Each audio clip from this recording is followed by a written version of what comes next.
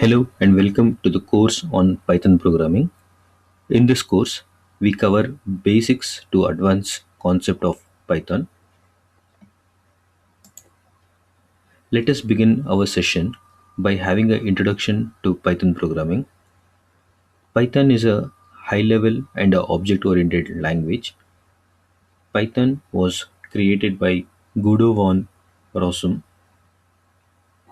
Unlike C and C++ language, Python is an interpreter language, which means each line of code is translated to machine code, whereas in compilers, the entire program is translated to machine code. As a note, Python interpreter is written in C language. Now, let us see why one has to learn Python and what is the scope of Python. Python is one of the fastest growing language.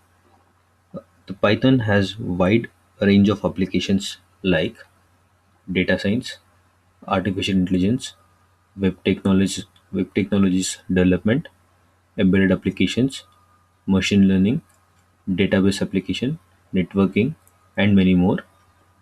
Python is supported on OS like Linux, Windows, and Mac.